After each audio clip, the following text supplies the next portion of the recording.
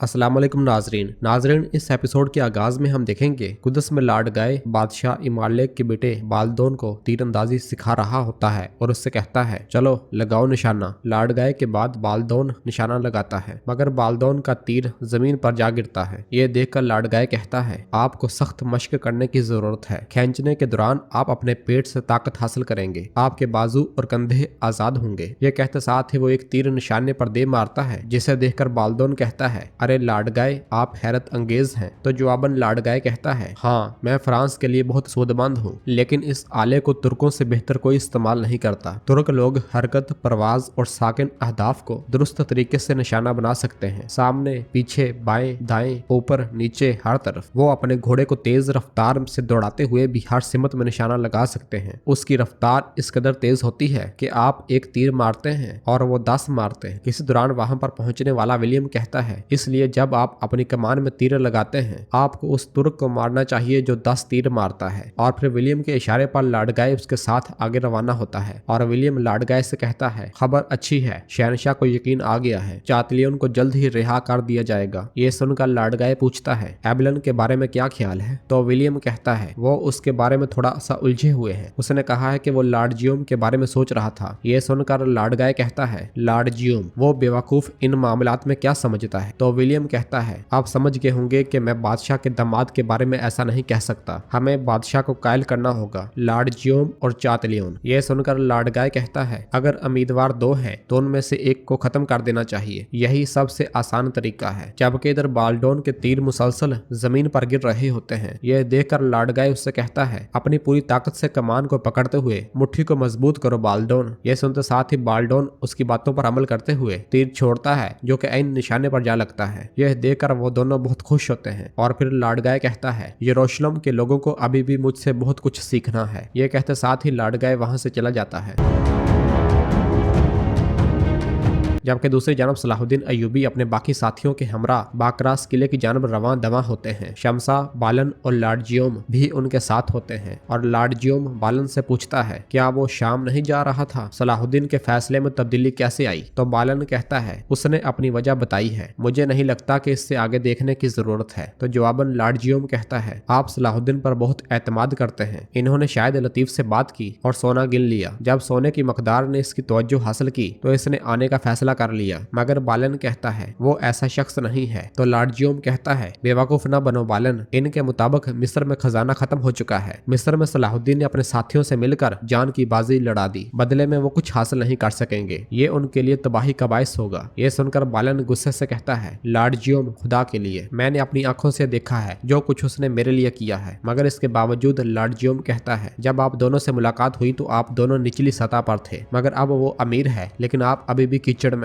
फायदे या मफादात की बात हो तो वो अपने दोस्त को भी नहीं पहचानता। जबकि इधर सलाहुद्दीन अय्यूबी शमसा से कहते हैं एक बार जब आप अपनी आजादी दोबारा हासिल कर लेंगी तो बाकरास आना एक अजीम कुर्बानी होगी। ये सुनकर शमसा कहती है आपके ख्यालात मेरे लिए अहम है और आपने शाम जाना भी छोड़ दिया। तो जवाबन सलाहुद्दीन अय्यूबी कहते हैं मैंने लतीफ के वालिद से वादा किया था कि मैं उसकी हिफाजत करूंगा। ये सुनकर शमसा मुस्कुराते हुए कहती है यानी कि आप सिर्फ लतीफ के लिए आए हैं। तो सलाहुद्दीन अय्यूबी भी मुस्कुराते हुए कहते हैं लगता है कि रास्ता काफी मुश्किल होगा। जबकि पीछे खलील लतीफ से पूछता है आप इस काफिर का इलाज कैसे कर पाए तबीब, मैं वाकई हैरान था। तो जवाबन लतीफ कहता है पेशा वराना राज अफशा नहीं किए जाते। यह सुनकर खलील कहता है कम अज कम मेरे घुटने के बारे में तो कुछ बताएं, ये रक्स करते वक्त दरवाजे की तरह चीखता है। तो लतीफ कहता है यह जरूर पानी की कमी का शिकार है, मैं इसका मायना किए बगैर कुछ नहीं कह सकता।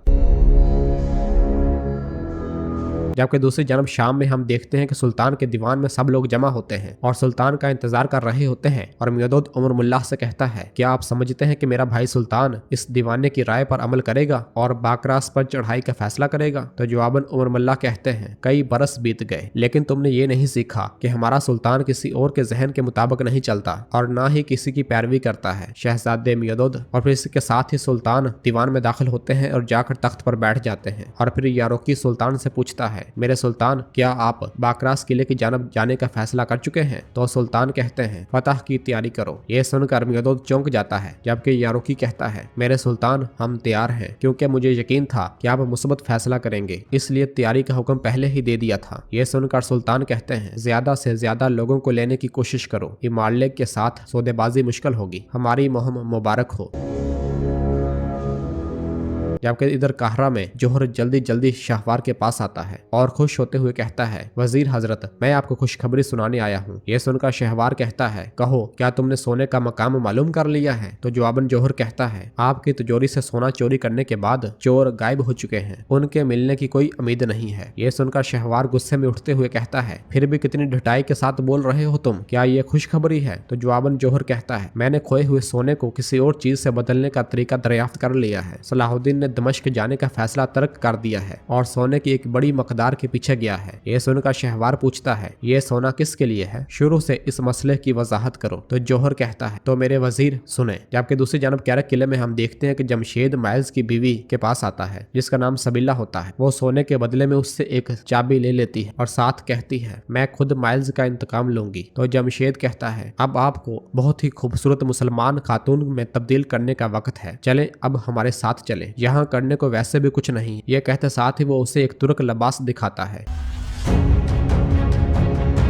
जबकि दूसरी जानब एक मकाम पर सलाहुद्दीन अयूबी और उनके साथी रुके हुए होते हैं। सलाहुद्दीन अयूबी शमसा को पानी देते हैं और फिर उससे कहते हैं कि मैंने सुना है कि आप अपनी माँ की तलाश में हैं, आप उनके बारे में क्या जानती हैं? तो शमसा कहती है, तकरीबन कुछ भी नहीं, मैंने अभी कुछ अधूरी कहानियां सुनी हैं, मुझे यकीन है कि वो कहीं मेरा इंतजार कर रही है, क्या आपको ये अजीब लगता है? तो सलाहुद्दीन अयूबी कहते हैं, इसके बरक्स अगर आपको ऐसा लगता है तो आपको अपने दिल की बात सुननी होगी। मैं भी अपनी माँ से बरसों बाद मिला हूँ, मैं हमेशा से जानता था कि वो मुझे जन्म देते ही मर गई, ये मेरे लिए सिर्फ एक ख्वाब था। फिर मुझे पता चला कि मैं इतने सालों से एक अहम राज में रहा हूँ और फिर जब हकायक वाज़ेह हो गए, मैं जान गया कि वो जिंदा है, वो मेरे बहुत करीब है, वो हमेशा मुझे देखती और हिफाजत करती थी। ये सब सुनकर शमसा कहती है, दोबारा मिलाप एक नाकाबिले बयान एहसास होता है। तो सलाहुद्दीन अयूबी कहते हैं, इंशाल्लाह आपको भी ये मौका मिलेगा, उम्मीद मत हारें। इसी लम्हे एक नक्शे को देखते हुए बालन उनके पास आता है और उनसे कहता है, इस नक्शे के मुताबिक हमें शमाल मशरक की जानब जाना चाहिए, आपकी क्या राय है? तो सलाहुद्दीन अयूबी कहते हैं, इसके बरक्स हमें मगरब की जानब जाना चाहिए। यह सुनकर बालन पूछता है, क्या आपको यकीन है? तो सलाहुद्दीन अयूबी कहते हैं, रवाना होने से पहले मैंने इसे अच्छे तरह से पढ़ा था। तो बालन पूछता है, आपने किले के बारे में और क्या जाना? तो सलाहुद्दीन अयूबी कहते हैं, हम पहले ही जानते हैं कि किले का दफा बाकी दूसरे किलों से ज्यादा मजबूत है। आपका शुक्रिया कि मुझे मालूम हुआ कि किले का खुफिया खजाना किले के जंगजू है। तो बालन कहता है, ऐसा लगता है कि आप इससे परेशान हैं। तो सलाहुद्दीन अयूबी कहते हैं, मेरे लिए लाताल्लुक रहना नामुमकिन है। वो बड़ी दौलत का इंतजाम करते हैं, उनमें ज्यादातर खून की रकम है सवाए मुखलिस मसीहाओं की एहतियात के,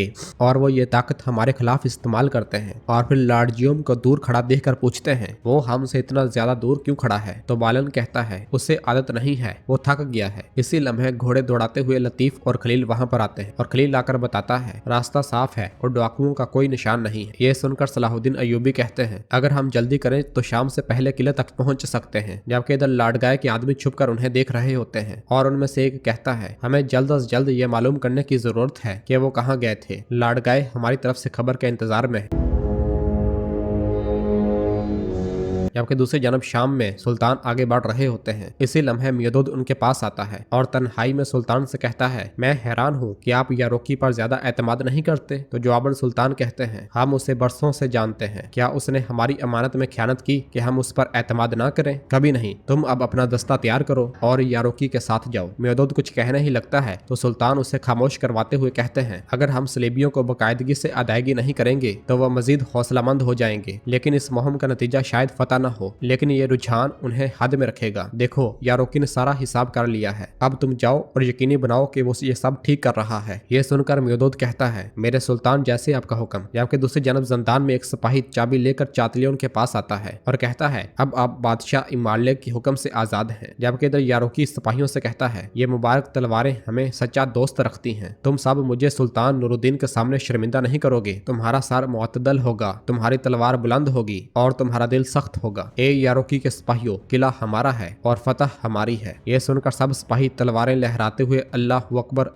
अकबर के फ्लाग शिगाफ नारे बुलंद करते हैं। इसी लम्हे मियोद भी अपने सिपाहियों के साथ बाहर आ जाता है और कहता है, मैं भी अपना दस्ता तैयार करूंगा यारोकी, हम भी आपके साथ जाएंगे। ये सुल्तान नूरुद्दीन का हुक्म है। ये सुनकर यारोकी कहता है, बिलाशुबा यारोकी के जंगजुओं को ऐसे शख्स की जरूरत होती है जो जंगी खतूत के पीछे उनकी खिदमत करे। सुल्तान इसके बारे में ठीक कहता तो मियोद कहता है, अदब यारोकी अदब, तुमसे पहले एक मलक है और तुम एक अमीर हो। जिस पर यारोकी कहता है, अगर आप इन सिपाहियों को अपनी बात मानने पर मजबूर कर सकते हैं तो ऐसा करें मलक मियोद, मैदान आपका है। ये कहते साथ ही यारोकी आगे बढ़ जाता है।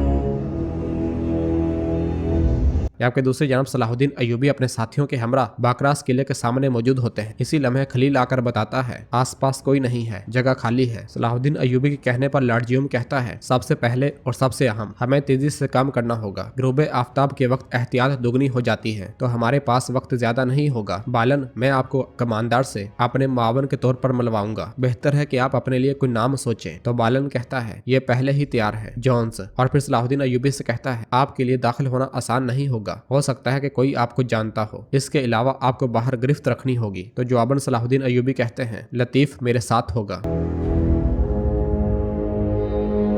नाजरीन, इसके साथ ही एपिसोड भी खत्म करते हैं। मिलते हैं बहुत ही जल्द अगली एपिसोड के साथ। वीडियो को लाइक कर दें और जिन दोस्तों ने अभी तक चैनल सब्सक्राइब नहीं किया वो जल्दी से चैनल सब्सक्राइब कर दे और बेल आइकन यानी घंटी वाले निशान को भी प्रेस कर दे ताकि आने वाले एपिसोड्स आपको आसानी मिल सके। दुआओं में याद रखें। अल्लाह हाफ़िज़।